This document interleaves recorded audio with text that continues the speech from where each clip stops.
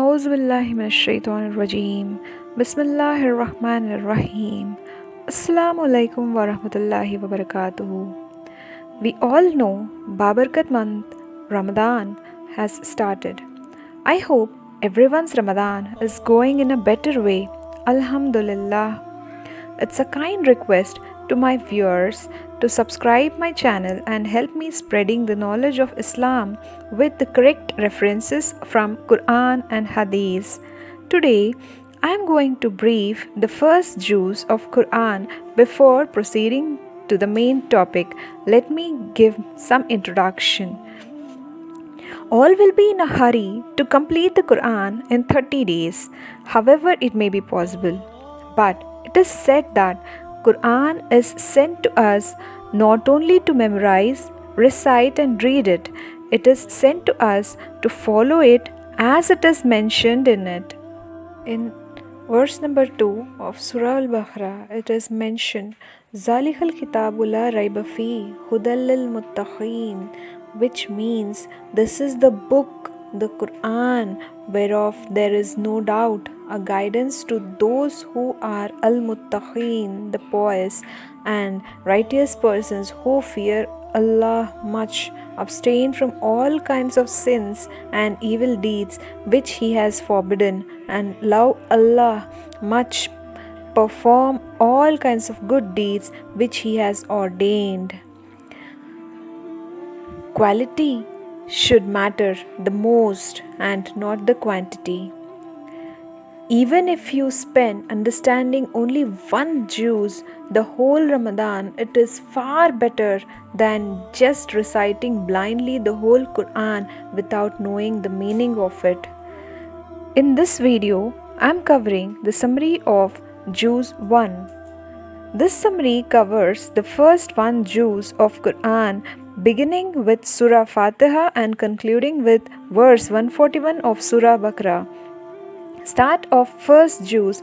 Surah Fatiha is usually referred to as Al-Hamd Sharif, although this surah was not the first surah of the Quran to be revealed. It is the first to be written in Quranic manuscripts and the first to be recited when commencing recitation, tilawa of Quran. Surah Fatiha is a dua, supplication that Allah has taught mankind. Therefore, when a person recites Surah Fatiha, he or she is actually making a dua to Allah subhanahu wa ta'ala. The rest of the Quran follows as a reply to this dua. In this dua, a person pleads to Allah to show him the straight path, Sirat al-Mustaqim. Therefore, Allah gives man the entire Quran as the guidance he asked for and as a description of Sirat al-Mustaqim which he wants to tread. Surah Baqarah follows Surah Fatiha, in which Allah says that the Quran is a guide for people who have taqwa. Therefore, the Quran may not benefit those who have no desire for guidance and direction. Such people will be deprived of its illumination and shall remain spiritually deaf, dumb and blind. In Surah Baqarah, Allah invokes man to believe in the unseen, to establish salah and to spend in Allah's way from the provisions that He has granted. The details of Iman are described as belief in the Quran, belief in all the previously revealed divine scriptures and convictions in the Akhirah. Allah also warns people against hypocrisy, warns the kuffar about the punishment of Jahannam, while also conveying the glad tidings of Jannah to the mu'mineen. It is in this part of Surah Baqarah that Allah speaks about the creation of Hazrat Adam alayhi salam and his appointment as Allah's viceroy on earth.